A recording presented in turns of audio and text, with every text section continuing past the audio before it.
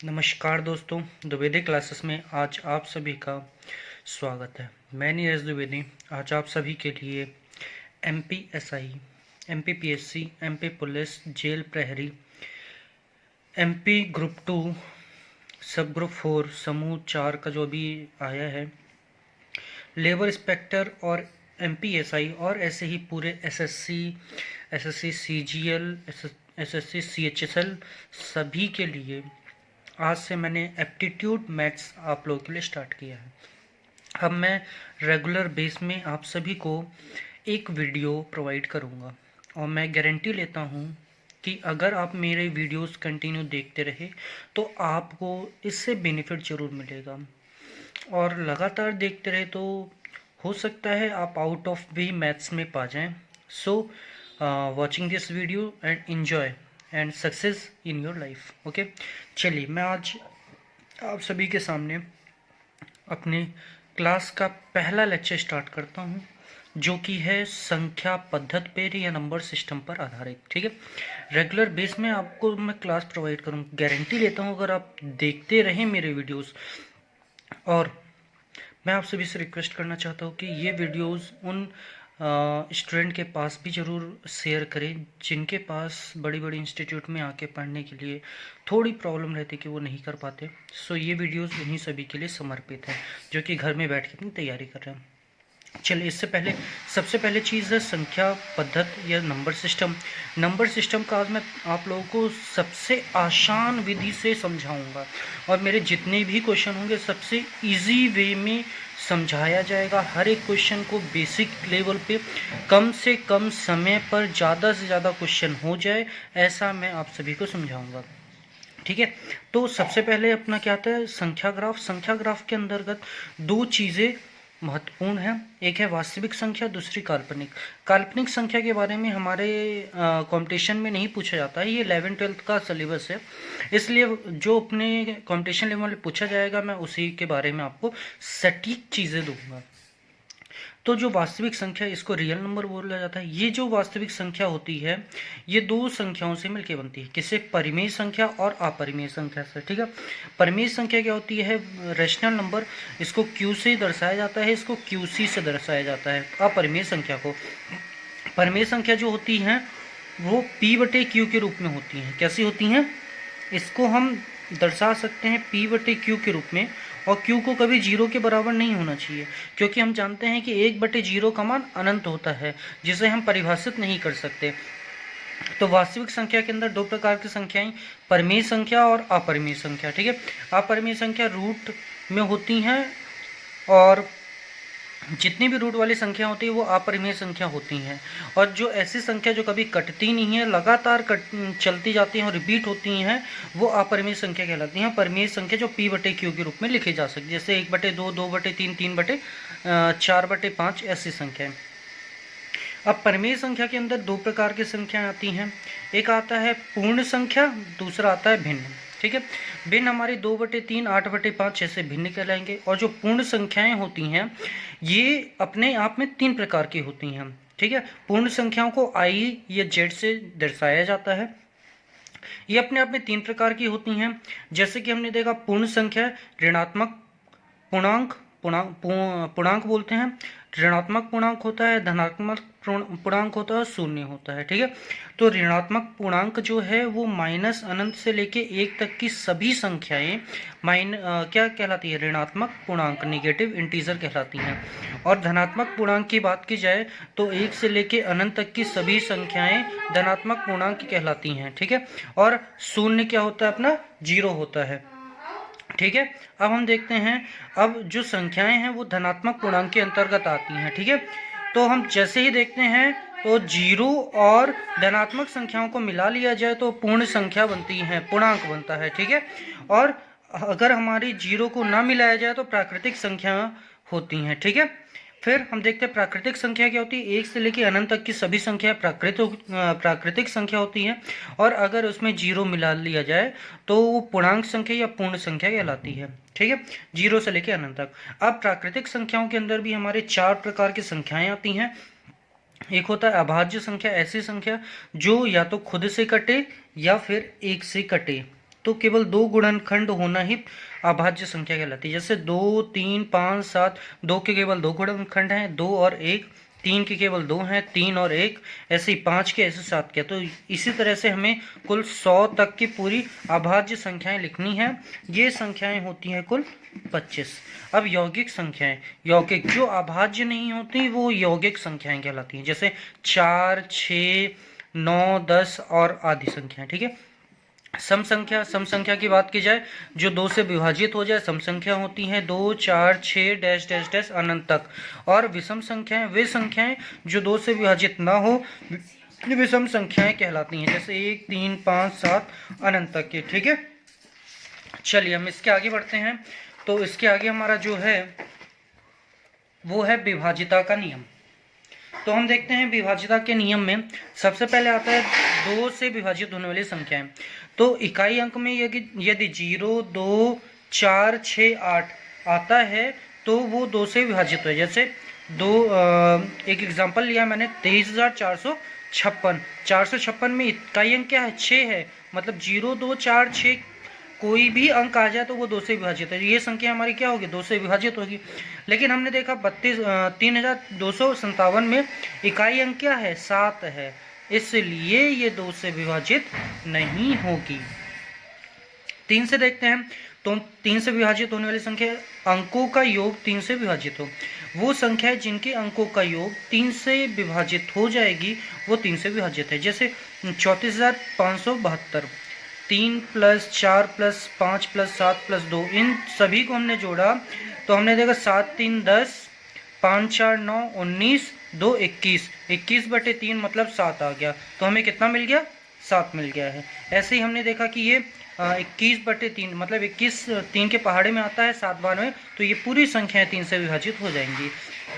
अब देखते हैं 3,42,152 ये विभाजित है कि नहीं है। तो हमने देखा 3 + 4 + 2 + 1 + 5 + 7 तो कितना आया? 17 आया। 17 3 से विभाजित नहीं होता, इसलिए ये संख्या 3 से विभाजित नहीं होगी। 4 से विभाजित होने वाली संख्या अंतिम के 2 अंक इकाई और दहाई को केवल हमें चेक करना। अगर इकाई और दहाई 4 से विभाजित है तो वो संख्या 4 से विभाजित होगी। जैसे 34,424, तो यहाँ पे जो 24 है ये इकाई और दहाई, 24 4 से विभाजित है, इसलिए संख्या 4 से विभाजित होगी।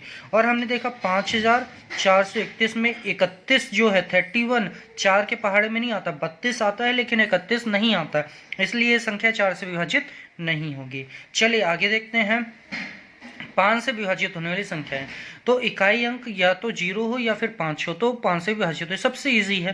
तो हमने देखा 3,450 में इकाई अंक क्या है? 0 है, इसलिए 5 से विभाजित। लेकिन यहाँ पे इकाई अंक क्या है? 1 है, इसलिए 5 से विभाजित नहीं है। अगला हम देखते हैं 6। 6 जो बनता है वो हमारा 2 और 3 से मिलके बनता है, तो इसलिए 2 × 3 = 6।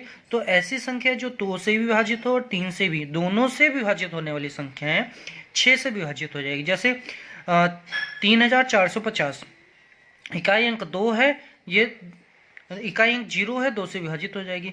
यहाँ पे जोड़ते 3 + 4 + 5 + 9, 5 4 9 3 12, 12 3 से विभाजित है, इसलिए ये संख्या 6 से विभाजित हो जाएगी। अब देखते हैं 340 क्या है? इकाई अंक तो 0 है, मतलब 2 से विभाजित होगा। और इसका योग देखते हैं। योग देखेंगे 3 + 4 + 0, 4 3 7, क्या 7 3 के पहाड़े में आता है? बिल्कुल नहीं आता, इसलिए ये संख्याएं 2 से तो विभाजित है लेकिन 3 से नहीं है। अब 3 से नहीं है इसलिए हम बोल सकते हैं ये 6 से विभाजित नहीं होगा। ठीक है। अगला देखते हैं 7 से विभाजित होने वाली संख्याएं। तो 7 से विभाजित होने वाली संख्याओं को अगर हम बोले तो AB - 2C मतलब AB - 2C अगर कर दे तो वो 7 से विभाजित हो जाएगा। इकाई अंक का डबल करके और दहाई सैकड़ा में घटा दे तो अगर उसका जो अंतर आएगा, इन दोनों का जो अंतर आएगा, अगर वो 7 से विभाजित है तो पूरी संख्या 7 से विभाजित हो जाएगी। जैसे 714 हमने दहाई और सैकड़ा, इकाई दहाई सैकड़ा, दहाई और सैकड़ा वाले को लिया 71 लिया और 4 का डबल करके हमने घटाया तो 71 - 60 = 63, 63 7 के पहाड़ में आता है, इसलिए 714 7 से विभाजित है। लेकिन यहीं पे हम देखें, अगर 814 की बात की जाए तो हमने दहाई और सैकड़ा 81 लिया, 81 में से 8 को घटाया तो हमें 73 मिला। 73 7 के पहाड़े में नहीं आता है, इसलिए 814 7 से विभाजित नहीं होगा। आगे हम देखते हैं 8 से विभाजित होने वाली संख्याएं। अंतिम के 3 अंक अगर 8 से विभाजित हैं तो वो पूरी संख्या 8 से विभाजित हो जाएगी। जैसे 3,57,814, 814 को देखेंगे 8 से विभाजित है, बिल्कुल कितनी बार में, 102 बार में, इसीलिए यह 8 से विभाजित है। अब यहाँ पे 102 कैसे आया ये भी देख लेते हैं, क्योंकि कई बच्चों को यहाँ पे प्रॉब्लम होती है। तो 802 की जो बात है, 8 से हमने भाग दिया, 8 एकम 8 कट गया, फिर हमने 1 उतारा, 0 बार में जाएगा, 0 फिर 14। तो यहाँ से जब हम ऐसा करेंगे तो हमें मिल जाएगा। लेकिन इसके अलावा अगर हमने कोई और मेथड किया तो इसमें क्या आता है, ज़्यादातर बच्चों का बता देंगे कि 12 आएगा, लेकिन ये 12 गलत है, यहाँ पे 102 आएगा, इसलिए ये 8 से विभाजित है। हमने देखा 5,57,214 क्या 8 से विभाजित है? 214 को हमने देखा 8 से, मतलब 8 दूनी 16, तो 21 में से 16 जाएगा, कितना बचेगा? चलो हम देख लेते हैं भाग दे के। 214 भागे 8, 8 दूनी 16, अब घटाएंगे कितना आएगा, 21 में से 16 को घटाओ तो ये आ जाएगा 5, 54। 8 के पहाड़े में 56, 8 सत्ते 56 होता, 54 नहीं आता, इसलिए ये 8 से विभाजित नहीं है, तो पूरी संख्या 8 से विभाजित नहीं होगी। चलिए आगे देखते हैं। आगे है अपना 9 से विभाजित होने वाली संख्याएं। तो अंकों का योग अगर 9 से विभाजित है तो 9 से विभाजित ये संख्याएं हो जाएंगी। जैसे ये हो जाएगा 3,45,726, 3 + 4 + 5 + 7 + 2 + 6 कितना होगा, 27/9। 27 9 के पहाड़े में आता है, इसलिए ये संख्या 3 9 से विभाजित हो जाएगी। 3 में हमने देखा था 3 से, लेकिन 9 में हमें किसको देखना है, 9 से ही देखना है और किसी से नहीं देखना। अगला है 10 से विभाजित होने वाली संख्या। इकाई अंक अगर 0 आ जाए तो 10 से विभाजित हो जाएगी। 34,320 10 से विभाजित है, लेकिन 3,214 10 से विभाजित नहीं है। 11 से अगर हम देखें तो सम स्थानों में अंकों का योग माइनस विषम स्थानों में अंकों का योग अगर 0 या 11 का गुणा जाता है तो वो 11 से विभाजित है। जैसे हमने देखा 3 4 5 7 0 9 2 1, ये 2 है, ठीक है। तो अगर हम इसको पढ़ें तो ये हो जाएगा 3,45,70,921। तो हमने अब सम स्थान विषम स्थान लिख लेते हैं, 1 2 3 4 5 6 7 8। तो सम है 2 4 6 8, मतलब 4 + 7 + 9 + 1, हमने जोड़ा कितना, 21। अब विषम स्थान 3 5 0 और 2, 3 + 5 + 0 + 2 जोड़ा 10 आया। 21 - 10 = 11, 11 11 से क्या है, विभाजित हो जाएगा, इसलिए ये पूरी संख्या 11 से विभाजित है। अगली संख्या चेक करते हैं। तो ये अपना कितना दिया गया है, 8,01,64,591। सम स्थान 0 + 6 + 5 + 1 सम स्थान हो गया। विषम 8 + 1 + 4 + 9, इन दोनों को जोड़ा, ये 12 ये 22, 12 को 22 से घटाएंगे कितना आएगा, 10 आएगा। यहाँ पे माइनस का कोई वेरिएशन हमें नहीं लेना, माइनस से ज़्यादा हमें कोई फर्क नहीं पड़ेगा, इसलिए हम चाहे इसको इससे घटाए या इसको इससे घटाए, 10 आएगा। 10 11 के पहाड़े में नहीं आता है, इसलिए 11 से विभाजित नहीं है। आगे देखते हैं 13 से विभाजित होने वाली। तो 13 से जो विभाजित है ए बी में से ए बी सी 3 संख्याएं, 3 अंकों की संख्या है, जिसमें दहाई और सैकड़ा को जोड़ दिया जाए, इकाई को का 4 गुना करके जोड़ा जाए। अगर वो 13 से विभाजित है तो पूरी संख्या 13 से विभाजित हो जाएगी। जैसे 143, 14 + 4 × 3, 4 3 12, 4 गुना कर दिए तो हो गया 14 + 12 = 26/13, ये 13 से विभाजित हो जाएगी। ये संख्या क्या 13 से विभाजित है। 324 की बात की जाए तो 32 + 4 × 4, 4 चौक 16, 32 और 16 कितना होगा, 48, 48 इनके पहाड़े में नहीं आता है, ठीक है। तो ये 13 से विभाजित नहीं होगी, 13 के पहाड़े में नहीं आता है। अब आगे देखते हैं 17। 17 में ABC है, तो इकाई अंक का 5 गुना करके माइनस कर दिया जाए। अगर वो संख्या 17 से विभाजित है तो 17 से विभाजित होगी, नहीं है तो नहीं होगी। जैसे हमने किया 289, ये 17 का स्क्वायर होता है, चेक कर लेते हैं।